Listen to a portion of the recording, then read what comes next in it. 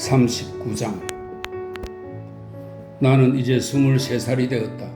그때까지 나는 유산 상속 문제에 대해 더 이상의 새로운 사실을 한마디도 듣지 못한 상태였다. 내 23번째 생일은 일주일 전이었다. 우리는 1년도 훨씬 전부터 바너드 여관에서 템플로 이사와서 살고 있었다. 우리의 숙소는 강가 쪽에 위치한 가든 코트에 있었다. 복희 씨와 나는 비록 원래의 사제관계는 얼마 전에 끝났지만 더없이 좋은 관계를 계속 유지하고 있었다. 어떤 일에도 본격적으로 전념하지 못했는데도 그것은 아마 재산에 대한 내 권리가 불확실하고 불완전한 상태인 것에서 비롯된 게 크다고 생각되는데, 그래도 나는 독서를 좋아했으며 그래서 규칙적으로 하루에 아주 많은 시간 동안 책을 읽었다.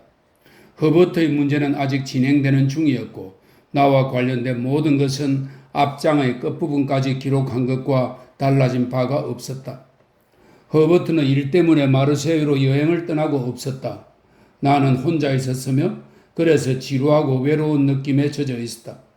의기소침하고 불안스러워하며 내일이나 다음 주엔 내 앞길이 분명해지겠지 하고 기대하다가 실망하기를 오랫동안 반복해온 상태에서 나는 내 친구의 명랑한 얼굴과 언제든지 반응해주는 상냥한 태도가 몹시 그리웠다. 아주 고약한 날씨였다. 폭풍이 불며 비가 쏟아지고 또 폭풍이 불며 비가 쏟아졌으며 그리랑 그리는 온통 깊은 진흙탕이었다. 매일같이 거대한 장막 같은 무거운 비구름이 동쪽에서부터 런던 위를 휩쓸고 지나갔고 그날도 여전히 마찬가지였다. 마치 동쪽에서 구름과 바람의 영원한 폭발이라도 시작된 것 같았다. 돌풍이 계속 너무나 사납게 몰아쳐서 시내의 높은 건물들은 지붕의 함석판이 떨어져 나갔고 시골에서는 나무들이 뿌리 뽑혔고 풍차의 날개가 찢겨 나갔다. 그리고 해안에서는 난파와 사망의 우울한 소식들이 전해져 왔다. 이렇게 날뛰는 바람과 함께 격렬한 폭우가 동반되었는데 날이 막 저물고 나서 내가 책을 읽으려고 자리에 앉았던 그날은 그 중에서도 최악의 날이었다. 내가 살던 템플의 그 지역은 그 후로 여기저기 개조된 곳이 많아서 지금은 달라졌지만 그 당시에는 상당히 외진 곳이었으며 강 쪽으로도 막힌 데가 없이 심하게 노출되어 있었다. 우리는 맨 끝 건물의 꼭대기층에 살고 있었는데 그날 밤 강에서 불어오는 바람은 마치 대포가 발사될 때나 바다의 큰 파도가 부서질 때처럼 집 전체를 뒤흔들어댔다. 바람과 함께 비가 쏟아져 창문을 때려댈 때 눈을 들어 요동치는 창문을 바라보던 나는 마치 폭풍우가 몰아치는 등대 안에 있는 것 같다는 생각을 했다. 이따금씩 마치 그런 밤에는 밖으로 빠져나가는 것을 견딜 수 없다는 듯이 굴뚝에서 연기가 거꾸로 흘러 들어오곤 했다. 문을 모두 열어놓은 다음 계단 아래를 내려다 보았더니 계단의 등불이 바람에 모두 꺼져 있었다. 그리고 손으로 눈 위를 가리고 시커먼 창문 너머를 내다보니 앞마당의 등불도 모두 바람에 꺼져 있었고 다리 위와 강가의 가로등들은 가물가물 떨고 있었으며 강 위 너벅선에 피운 석탄불은 마치 빗속의 시뻘건 물방울들처럼 바람에 흩날리고 있었다. 나는 시계를 탁자 위에 올려놓은 제 책을 읽었는데 그것은 11시에 독서를 마치려는 의도에서였다. 내가 책을 덮었을 때 성바울 성당의 시계와 시내 중심가에 있는 다른 교회의 모든 시계들이 어떤 것들은 앞서서 어떤 것들은 동시에 어떤 것들은 뒤따라서 2시를 알리는 종을 쳤다. 그 소리는 바람 때문에 이상하게 이지러져서 들려왔다. 나는 귀를 기울여 들으면서 바람이 어떻게 그 소리를 공격하고 찢어놓는가를 생각했다. 바로 그때 계단에서 문득 발소리가 들렸다. 내가 얼마나 바보처럼 깜짝 놀라며 겁에 질렸으며 또 어째서 끔찍하게도 그 소리를 죽은 우리 누나의 발소리와 연결시켰는가 하는 문제는 별로 중요하지 않다. 그 공포는 순간적으로 지나가 버렸고 나는 다시 귀를 기울였다. 그러자 비틀거리며 계단을 올라오는 발소리가 들려왔다. 그 순간 계단의 등불이 바람에 모두 꺼져 있다는 것을 기억한 나는 독서용 등불을 집어들고 계단 꼭대기 쪽으로 나갔다. 누군지 모르지만 아래에서 올라오던 사람은 내 등불을 보고 발을 멈춘 게 틀림없었다. 왜냐하면 소리가 조용해졌기 때문이다. 거기 아래에 누가 있지요? 그렇지요? 나는 내려다보며 소리쳤다. 그렇소. 아래의 어둠 속에서 어떤 목소리가 대답했다. 몇 층에 가려고 합니까? 꼭대기층이요. 피입시의 방을 찾고 있어. 그건 내 이름입니다. 무슨 일이라도 있습니까? 아무 일도 없어. 목소리의 주인공이 대답했다. 그리고 그 사람은 계속 올라왔다. 나는 계단 난간너머로 등불을 내밀어 불을 비춰주며 서 있었다. 그 사람은 천천히 불빛 안으로 들어왔다. 책을 비추도록 갓을 씌운 등불이어서 불빛이 비치는 범위는 매우 좁았다. 그래서 그는 아주 짧은 한순간 불빛 안에 들어왔다가 곧바로 불빛 밖으로 사라졌다. 그 한순간 동안에 나는 내 모습을 보고 감격하며 기뻐하는 듯한 이해할 수 없는 표정으로 나를 올려다보고 있는 한 낯선 얼굴을 보았다. 그 사람의 움직임을 따라 등불을 옮겨 비춰주면서 나는 그가 바다를 건너온 여행자처럼 투박하기는 하지만 든든한 옷차림을 하고 있는 것을 알아보았다. 그리고 그의 머리카락이 길고 철회색이라는 것과 나이는 60살가량이라는 것, 근골이 강하고 두 다리가 튼튼한 사람이라는 것, 햇빛에 타고 비바람에 단련된 얼굴이라는 것 등을 차례로 알아볼 수 있었다. 그가 마지막 한두 계단을 올라왔을 때, 그리하여 내 등불빛에 우리 두 사람 다 비쳤을 때 나는 그가 두 손을 나에게로 내밀고 있는 것을 보고는 깜짝 놀라며 일종의 멍청한 표정을 지었다. 실례지만 무슨 용건으로 오셨는지요? 나는 그에게 물었다. 무슨 용건? 그는 동작을 멈추며 반문했다. 아, 그렇죠. 내 용건을 설명해 드려야죠. 허락만 해준다면 말이요. 안으로 들어오시겠습니까? 예, 그는 대답했다. 들어가고 싶습니다, 도련님. 나는 그에게 충분히 무뚝뚝하게 질문했다. 왜냐하면 그의 얼굴에 아직 빛나고 있는 나를 알아보고 만족해하는 듯한 그 밝은 표정이 불쾌했기 때문이었다. 나는 그것이 불쾌했다. 내가 그것에 반응해 주리라고 기대한다는 뜻이 그 표정에 담겨 있는 것 같았기 때문이다. 하지만 나는 내가 조금 전까지 있었던 방으로 그를 데리고 들어갔다. 그리고 등불을 탁자에 내려놓은 다음 가능한 한 정중하게 그에게 용건을 설명해달라고 요청했다. 그는 더없이 이상한 태도로 주위를 둘러보았다. 마치 자기가 감탄한 것들에 자기도 무언가 관계된 것처럼 기쁨 섞인 놀람의 태도였다. 그러더니 그는 투박한 외투와 모자를 벗었다. 그 순간 나는 그의 머리가 주름살이 깊게 팬 대머리라는 것과 그 긴 철회색 머리카락은 머리 양옆에만 나 있다는 것을 알 수 있었다. 하지만 그 용건을 조금이라도 설명해 주는 것은 아무것도 볼 수 없었다. 오히려 그 반대로 다음 순간 그가 다시금 나한테 두 손을 내밀고 있는 것을 보았을 뿐이었다. 이게 무슨 의미인가요? 나는 그를 거의 미친 사람으로 여기면서 말했다. 그는 내밀던 손을 멈추고 나를 바라보았다. 그러고는 천천히 오른손으로 머리를 쓰다듬었다. 이건 좀 실망스럽군. 그는 거칠고 갈라진 목소리로 말했다. 이 순간을 그토록 오랫동안 기대해왔고 또 그토록 멀리서 찾아온 사람한테 말이야. 하지만 당신 탓이 아니지. 우리 중 누구 탓도 아니지. 제발 30초만 내게 주시오. 30초만 있으면 다 말해주겠어. 그는 벽난로 앞에 있는 의자에 앉았다. 그러고는 힘줄이 드러난 커다란 갈색 손으로 이마를 감싸서 가렸다. 나는 그를 주의 깊게 바라보았다.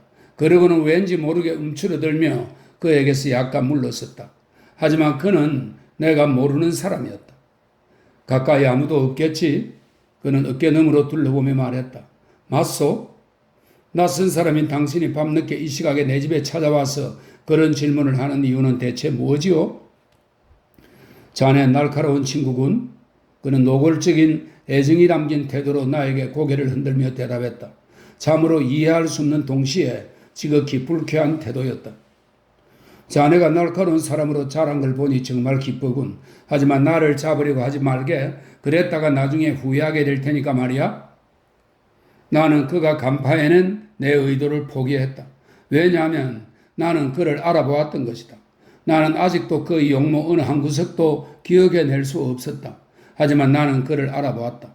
바람과 비가 그동안의 세월을 모두 쫓아보내고 그 사이에 모든 사물들을 흩날려버리며 우리가 그토록 서로 다른 높이에서 처음 얼굴을 마주 대하고 섰던 그 교회 묘지로 우리를 휩쓸어 갔다고 해도 나는 그가 난로불 앞 의자에 앉은 그 순간에 알아본 것 이상으로 더 분명하게 내 죄수를 알아보지 못했을 것이다. 호주머니에서 주루칼을 꺼내서 나에게 보여줄 필요도 없었고 목에서 손수건을 끌러 머리에 비틀어 맬 필요도 없었으며 두 팔로 자기 몸을 꼭 껴안고는 벌벌 떨면서 방을 가로질러 걸어가다가 내가 알아보게끔 뒤로 돌아다 볼 필요도 없었다. 그가 그런 도움을 한 가지도 주기 전에 나는 이미 그를 알아보았다. 한순간 전까지만 해도 그의 정체를 어렴풋하게조차 짐작할 수 없었던 나였지만 말이다. 그는 내가 서 있는 자리로 돌아오더니 다시금 두 손을 내밀었다. 어떻게 해야 할지 모르는 상황에서 나는 마지못한 태도로 그에게 두 손을 내밀었다. 그는 내 손을 뜨겁게 움켜쥐더니 자기 입술로 들어올려 입을 맞추었다. 그러고는 여전히 손을 놓지 않은 채 서 있었다. 너는 나한테 고귀하게 행동했단다 얘야. 그는 말했다. 고귀하게 말이다 핏. 그리고 난 그걸 결코 잊지 않았단다. 그의 태도가 마치 나를 껴안기까지 하려는 것처럼 바뀌는 것을 보고 나는 그의 가슴에 내 손을 얹고는 그를 밀쳐냈다. 멈추세요. 나는 말했다. 나한테서 떨어지세요. 내가 어린아이 때 해줬던 일에 대해 당신이 나에게 감사하는 마음이라면 나는 당신이 당신의 생활 방식을 고침으로써 그 감사함을 보여주었기를 바랍니다. 나한테 감사하기 위해 당신이 여기 온 것이라면 그것은 불필요한 일이었습니다. 그렇지만 당신이 나를 어떻게 찾아냈든지 간에 당신을 여기까지 오게 만든 그 감정에는 무언가 선한 것이 있음에 틀림없습니다. 그러니 나는 당신을 거절하지는 않겠습니다. 하지만 당신이 분명히 이해해야 할 게 있는데 그건 내가 나를 빤히 바라보는 그 이상한 태도에 내 주의가 너무나 강하게 끌리는 바람에 단어들이 문득 내 혀끝에서 사라져버리고 말았다.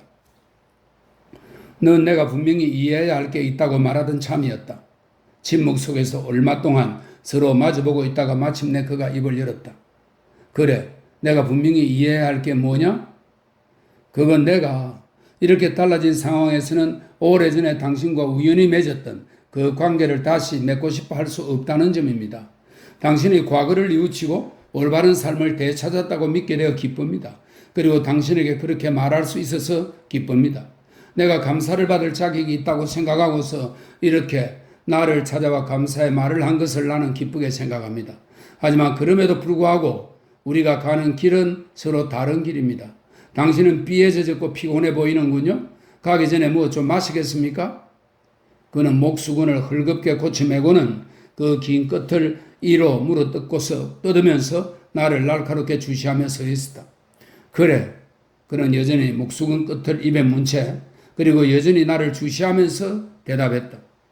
가기 전에 뭘 좀 마셔야겠다는 생각이 드는구나. 고맙다.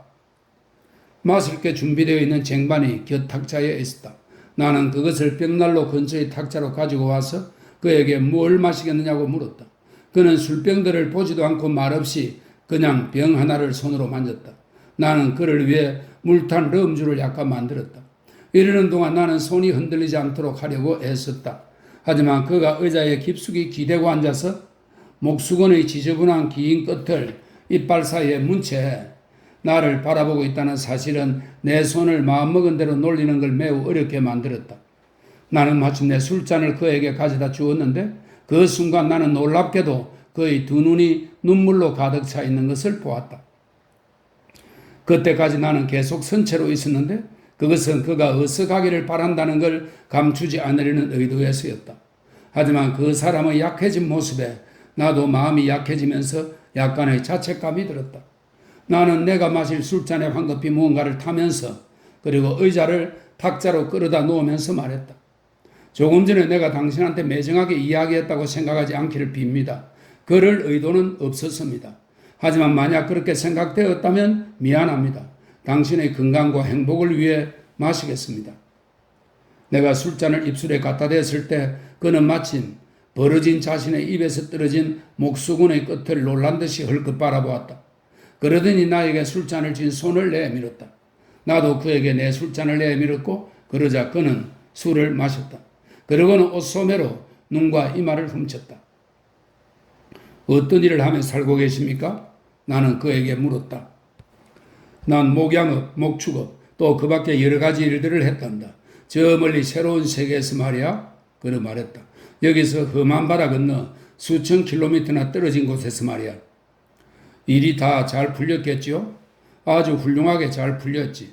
나와 함께 나간 사람들 중에도 잘 풀린 경우가 있지만 아무도 나만큼 잘 풀리진 않았단다. 나는 잘 풀린 거로 유명할 정도란다. 그 말을 들으니 기쁘군요. 너가 그렇게 말하는 걸 들을 거라고 기대했지, 얘야. 그 말을 하는 그의 어조나 표현을 이해하고자 말을 중단하지 않고 나는 막 머릿속에 떠오른 상황으로 말머리를 돌렸다. 예전에 당신이 내게 보낸 심부름꾼을 다시 만난 적이 있습니까? 나는 물었다. 그에게 그 일을 맡기고 난 후에 말이에요. 한 번도 본 적이 없다. 그럴 수도 없었고 말이야. 그는 신의 있게 나를 찾아왔답니다. 그리고 1파운드 지폐 2장을 내게 주었습니다. 아시다시피 나는 그때 가난한 소년이었죠. 가난한 소년에게 그건 상당히 큰 돈이었습니다. 하지만 당신처럼 나도 그때 이후로 일이 잘 풀렸답니다. 그러니 이 기회에 그 돈을 갚을 수 있게 해 주십시오. 누군가 또 다른 가난한 소년에게 그 돈을 쓰라고 주면 되겠죠? 내가 지갑을 탁자에 올려놓고 그것을 열 때 그는 나를 주의 깊게 지켜보았다. 그리고 내가 지갑 속의 돈 가운데 1파운드 지폐 2장을 골라서 꺼내는 것 역시 주의 깊게 지켜보았다. 그 지폐들은 깨끗한 새 지폐였다. 나는 그것들을 잘 펴서 그에게 건넸다. 그는 나를 계속 주의 깊게 지켜보면서 그 지폐들을 받아 서로 포개놓은 다음 세로로 접었다. 그러고는 한번 비틀어 꼬더니 등불에 대고 불을 붙였다. 그러고는 타고 남은 재를 쟁반에 떨어뜨렸다. 무리한 질문일지 모르겠는데 그는 찡그림 같은 미소인지 미소 같은 찡그림인지 아주 묘한 표정을 지으며 말했다. 너 일이 어떻게 잘 풀렸는지 좀 물어봐도 될까? 너와 내가 저 쓸쓸하고 춥고 오싹한 그 습지에서 만났던 날 이후로 말이다. 어떻게 잘 풀렸나고요? 그래.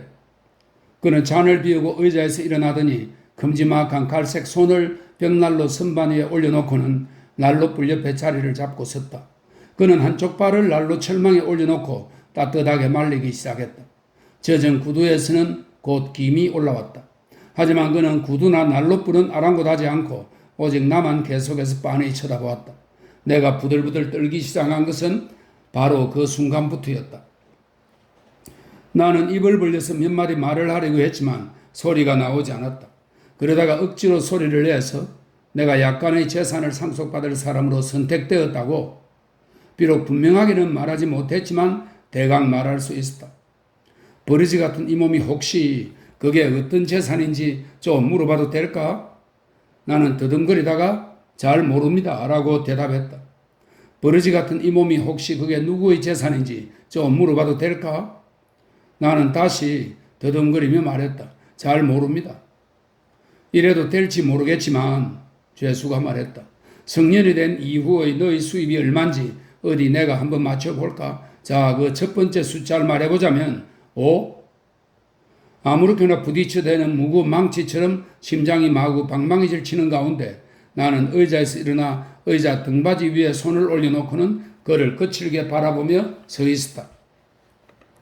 후견인에 대해서 말하자면 그는 계속해서 말했다. 너가 미성년자일 동안 후견인이나 그런 비슷한 사람이 있었을 게 틀림없으니까 말이다. 그는 어떤 변호사였겠지? 아마 그럼 자, 그 변호사의 이름의 첫 글자를 말해볼까? 그건 J겠지? 내 처지에 대한 모든 진실이 번개처럼 순식간에 환히 드러났다. 그것이 초래한 실망, 위험, 치욕, 모든 종류의 결과 등등이 한꺼번에 너무나 많이 밀어닥쳤기 때문에 나는 그것들에 압도되어 숨을 한번 들이쉴 때마다 싸우듯이 몸부림쳐야 했다. 이렇게 생각해 보렴 그는 말을 다시 시작했다. 이름이 J로 시작하는 그래서 아마 제거스라고 할지 모르는 그 변호사를 고용한 사람이 바로 그 사람이 바다를 건너서 포츠머스에서 왔다고 생각해 보렴. 그는 거기에 내려서 너에게 오고 싶어 했단다. 너는 아까 당신이 나를 어떻게 찾아냈든지 가네라고 말했지? 글쎄, 내가 너를 어떻게 찾았느냐고? 그거야 뭐 포츠머스에서 런던에 있는 어떤 사람에게 너의 상세한 주소를 알려달라고 편지를 썼지. 그 사람의 이름이 뭐냐고? 그거야 뭐 웨믹이라고 하지. 나는 한마디도 말을 할 수 없었다. 그게 내 생명을 구하는 말이었다고 하더라도 나는 그 말을 못했을 것이다. 나는 의자 등받이에 한 손을 올려놓고 다른 손은 가슴에 얹은 채 숨이 막혀 죽어가고 있는 것처럼 그대로 서 있었다. 나는 그를 거칠게 노려보면서 그렇게 서 있었다. 그러다가 나는 의자를 꽉 붙잡아야만 했다. 방 전체가 파도치듯 출렁이며 빙빙 돌기 시작했기 때문이다. 그는 나를 잡아주었다. 그리고는 나를 소파로 데리고 가서 쿠션에 기대어 앉혀준 다음 한쪽 무릎을 꿇고 내 앞에 앉았다. 그 바람에 내가 이제 분명히 기억해낸 그 얼굴이, 나를 몸서리치게 만드는 그 얼굴이 내 얼굴에 아주 바짝 다가왔다. 그렇단다, 핍, 얘야. 내가 바로 널 신사로 만든 사람이란다. 그걸 한 사람은 바로 나란다. 그때 나 맹세했다. 내가 일긴 일을 벌 때마다 그 돈은 반드시 너한테로 갈 거라고 말이야. 난 나중에 맹세했다. 내가 투자를 해서 부자가 되면 널 반드시 부자가 되게 할 거라고 말이야.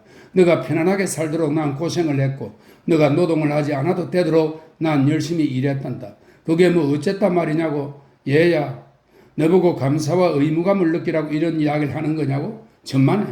내가 이 말을 하는 건 오직 너가 목숨을 구해준 그 쫓기는 똥개 같은 놈이 크게 성공해서 신사를 길러낼 수 있었다는 사실을, 그리고 바로 너가 그 신사란 사실을 너한테 알려주기 위해서란다. 내가 그 사람에 대해 느낀 그 혐오감과 두려움, 그리고 그에게서 움츠러들게 한 그 반감은 그가 어떤 끔찍한 야수였다고 해도 이보다는 더 크지 않았을 것이다. 자, 보거라, 난 너희 제2의 아버지다. 넌 내 아들이야. 아니, 나에겐 그 어떤 아들보다도 소중하다. 난 오직 너가 쓸 수 있도록 하기 위해 돈을 저축해 놓았다. 내가 고용된 목동이 되어 외딴 오두막에서 남자나 여자 얼굴이 어떻게 생겼는지조차 거의 잊어먹을 만큼 양들의 얼굴 말고는 아무도 못 보며 살았을 때 난 너의 얼굴을 떠올렸단다. 난 그 오두막에서 수도 없이 점심이든 저녁이든 먹다가 들고 있던 칼을 내려놓곤 이렇게 말하곤 했지. 여기 그의 얼굴이 다시 보이는군? 내가 먹고 마시는 동안 날 바라보고 있는 그의 얼굴이 말이야? 하고 말이다. 거기서 난 수도 없이 안개 낀 그 섭지에서 늘 보았을 때처럼 똑똑히 너의 얼굴을 보곤 했단다. 하나님, 나는 매번 말했지. 그러고는 밖으로 나가 탁 트인 하늘 아래에서 외쳤지. 내가 만약 자유의 몸이 되고 부자가 된다면 반드시 그 애를 신사로 만들고 말겠습니다. 만약 그렇게 안 하면 날 꼬꾸라지게 하소서 하고 말이다. 그런데 난 정말로 그걸 해낸 것이다. 자, 너의 모습을 좀 보거라, 얘야. 여기 너희 이 거처를 보거라. 귀족한테도 어울릴 만한 곳이로구나. 귀족? 오, 그래. 넌 돈에 대해서는 귀족과 내기를 해도 이길 수 있을 거다. 흥분과 승리감으로 인해, 그리고 내가 그의 실신하기 직전까지 갔다는 것을 알고 있음으로 인해 그는 내가 이 모든 것을 어떻게 받아들이는지에 대해서는 언급하지 않았다. 그나마 그것은 한가닥 다행스러운 점이었다. 자, 보거라. 그는 계속 말을 이으며 내 호주머니에서 시계를 꺼내고 내 손가락의 반지를 자기 쪽으로 돌려보았는데 그동안 나는 그가 뱀이라도 되는 것처럼 그의 손길로부터 온몸을 움츠렸다.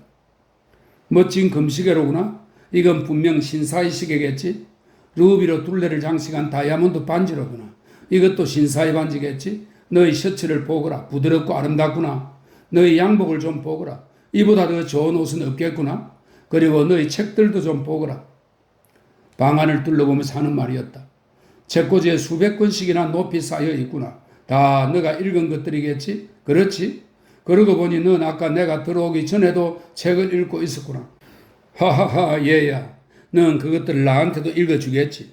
그것들이 내가 알지 못하는 외국어로 씌어 있다고 해도 난 그것들을 이해하는 거나 다름없이 자랑스러울 거다. 그는 다시금 내 두 손을 움켜잡고는 자기 입술에 갖다 댔는데 그러는 동안 내 피는 몸 안에서 차갑게 얼어붙었다. 말을 하려고 신경 쓰지 말거라, 피. 그는 그렇게 말하면서 다시금 옷소매로 눈과 이마를 훔쳤다. 그러자 그의 목에서 내가 잘 기억하고 있는 그 짤깍하고 걸리는 소리가 났다. 그의 태도는 너무나 진지해서 오히려 그 때문에 그가 더욱더 끔찍하게 여겨졌다. 넌 그저 가만히 있는 게 제일 낫다, 얘야. 넌 나처럼 그렇게 서서히 이 일을 기대하며 살지 않았지. 넌 나처럼 이 일에 대한 준비가 되어 있지 않았지. 하지만 말이다, 얘야. 그게 혹시 나일지도 모른다는 생각은 전혀 해본 적이 없었느냐? 예, 전혀 없었어요. 나는 대답했다. 정말이지 전혀 한 번도 없었어요. 그렇다면 이제 너도 알다시피 그건 바로 나였단다. 그것도 나 혼자 단독으로 말이야. 나 자신과 제 것이 말곤 그 누구도 관여한 사람이 없지. 다른 사람은 전혀 없었나요? 나는 물었다. 물론이지. 그는 놀란 표정으로 바라보며 말했다. 어떻게 다른 누가 있을 수 있겠느냐? 그건 그렇고 얘야. 넌 정말 훌륭한 모습으로 잘 자랐구나. 어딘가에 빛나는 눈을 가진 아가씨가 분명 있겠지, 응? 내가 사모하는 눈부신 아가씨가 말이야. 그렇지? 아, 에스텔로. 그 아가씨는 너 여자가 될 것이다. 얘야, 돈으로 그녀를 살 수 있다면 말이다. 물론 너 같은 신사는, 너처럼 조건을 잘 갖춘 신사는 자기 매력만으로도 충분히 차지할 수 있겠지. 하지만 돈은 늘 확실히 뒷받침해 줄 거다. 그런데 내가 아까 하던 말을 마저 끝내도록 하마. 얘야, 거기 그 오두막에서, 그리고 그 고용살이 때 난 내 주인한테서 얼마간의 돈을 물려받았단다. 그는 죽었는데 나와 같은 과거가 있던 사람이었지. 그 주인 때문에 난 자유를 얻었고 나 자신을 위해 일하기 시작했지. 내가 뭘 얻고자 일했는지 그건 전부 널 위해 한 거란다. 나 말했지. 하나님, 내가 뭘 얻고자 일하든지 그게 그를 위한 게 아니라면 그걸 망해버리게 하소서. 라고 말이야. 그 모든 일이 놀랄 만큼 잘 되어 갔단다. 아까도 말했던 것처럼 난 그걸로 유명할 정도로 한다. 난 내가 물려받은 돈과 처음 몇 해 동안의 소득을 제거스씨에게 보냈고 물론 모두 다 너를 위한 거였지. 그러자 그는 내 편지에 응하여 널 처음 찾아간 거란다.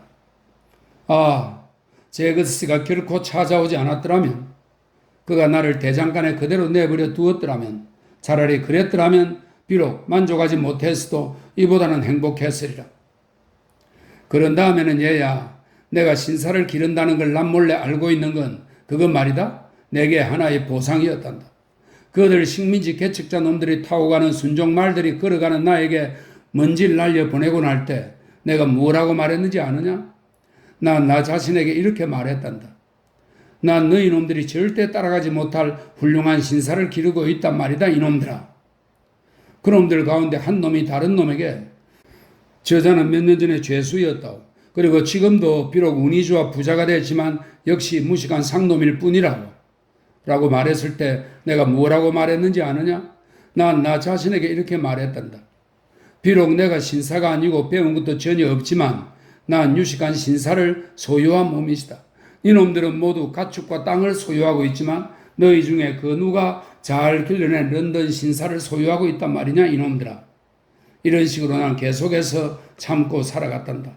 그리고 이런 식으로 난 언젠가 틀림없이 가서 내 아이를 만나보고 그가 편하게 여기는 자리에서 날 그에게 알리겠다는 다짐을 마음속으로 늘 되새겼단다.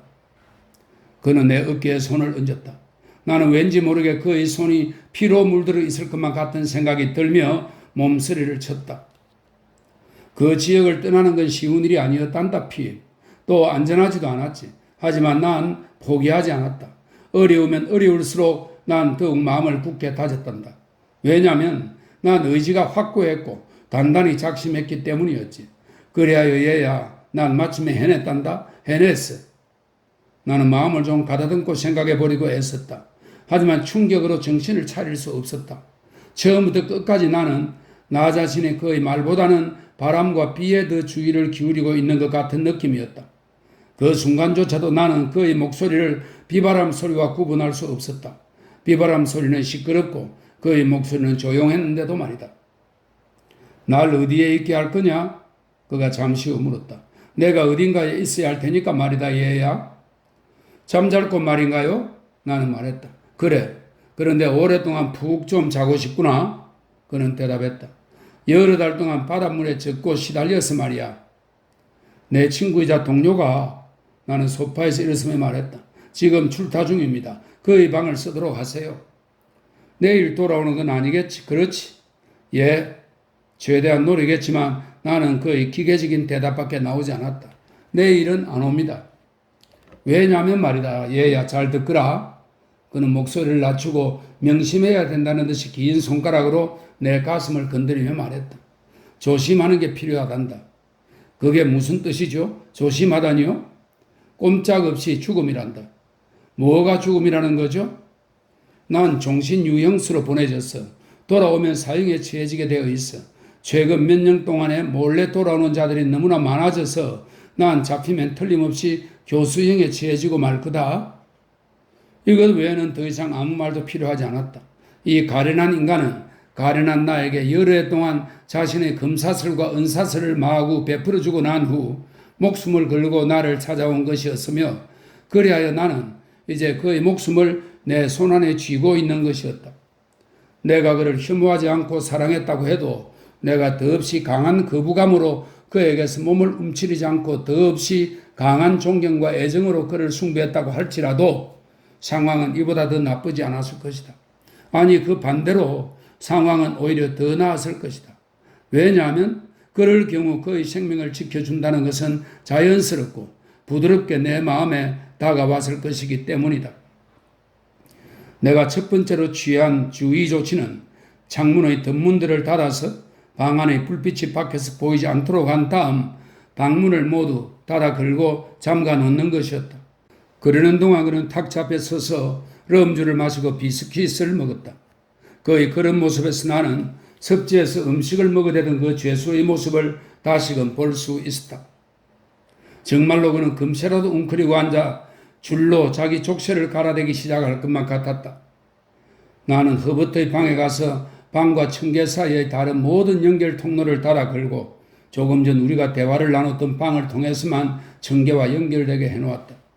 그러고 난 다음 나는 그에게 잠자리에 들겠냐고 물었다. 그는 그러겠다고 대답했는데 아침에 갈아입을 수 있도록 내 신사용 셔츠를 좀 달라고 부탁했다. 나는 그것을 꺼내다가 그를 위해 준비해 주었다. 그가 다시 내 두 손을 잡고서 잘 자라고 인사했을 때 내 피는 다시금 얼어붙었다. 나는 어떻게 했는지도 모른 채 그에게서 떨어져 나왔다. 그러고는 우리가 함께 있었던 방의 난로불을 다시 살려놓은 다음 그 옆에 앉았다. 잠자리에 드는 게 두려웠기 때문이다. 한두 시간 동안 나는 여전히 너무나 큰 충격으로 생각을 할 수 없었다. 그러다가 나는 마침내 생각을 하기 시작했고, 그러자 비로소 내가 얼마나 끔찍한 난파를 당했는지, 내가 타고 항해하던 배가 얼마나 산산조각이 났는지를 완전히 깨닫기 시작했다. 나에 대한 미스 해비심의 그 모든 의도는 완전히 하나의 헛된 꿈이었다. 에스텔드는 내 짝으로 의도된 것이 아니었다.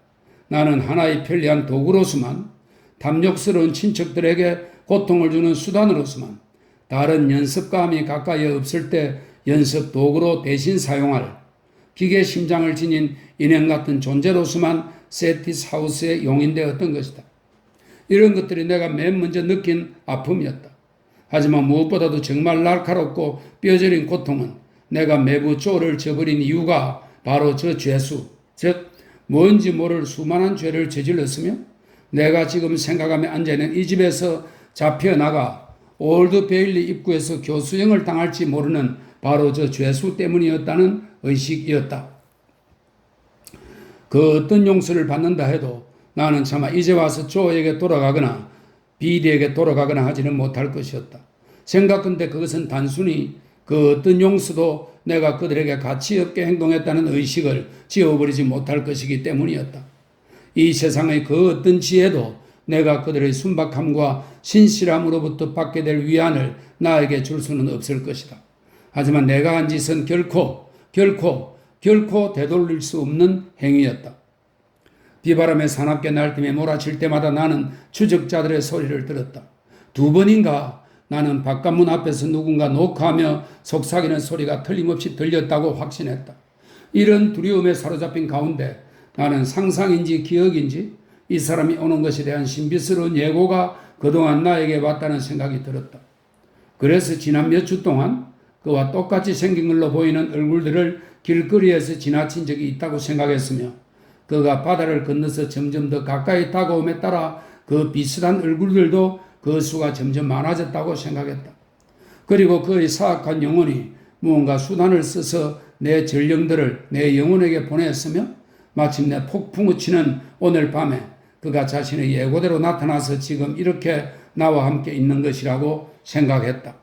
이런 무수한 상념들과 뒤섞여서 또 다른 상념이 떠올랐는데, 그것은 내 어린 눈으로 보기에도 그가 극도로 난폭한 사람인 것처럼 보였다는 생각과 그가 자기를 살해하려고 했다고 그 다른 죄수가 반복해서 말하는 소리를 내가 들었으며 그가 도랑바닥에서 사나운 야수처럼 잡아 찢으며 싸우는 모습을 내가 보았다는 기억이 있다. 그런 기억들로부터 나는 날씨가 험하고 외로운 한밤중에 문을 꽁꽁 닫고 여기 이렇게 그와 함께 있는 것은 안전하지 못할 수도 있다는 생각을 난로 불빛 사이로 떠올리고는 어렴풋한 공포를 느꼈다. 이 공포는 점점 커져서 마침내 방 안을 가득 채웠고 그 결과 나는 촛불을 들고 안으로 들어가서 무서운 내 손님을 한번 바라보지 않을 수 없었다. 그는 목수건을 머리 주위에 감고 있었으며 자고 있는 중에도 이를 꽉 담은 찌푸린 표정을 얼굴에 띄고 있었다. 하지만 그가 잠들어 있는 것은 분명했으며 그것도 조용히 자고 있었다. 비록 군총 한 자루를 베개 위에 놓아둔 채이긴 했지만 말이다. 이것을 확인한 나는 가만히 그의 방문 열쇠를 바깥 구멍에 옮겨 끼우고는 열쇠를 돌려 문을 밖에서 잠근 다음 다시 난로불 옆으로 가서 앉았다. 나는 점차 의자에서 미끄러져 내려와 바닥에 쓰러져 잠이 들었다. 자면서도 나는 내 비참한 처지에 대한 의식을 떨치지 못했는데 내가 잠에서 깨어났을 때 동쪽 방면의 교회 시계들이 5시를 알리는 종을 치고 있었고 촛불은 다 타버린 상태였으며 난로불도 꺼져 있었다. 그리고 비바람은 칠흑 같은 어둠의 장막을 더욱더 어둡고 음산하게 만들고 있었다. 여기까지가 피입의 유산 상속 과정의 단계였습니다.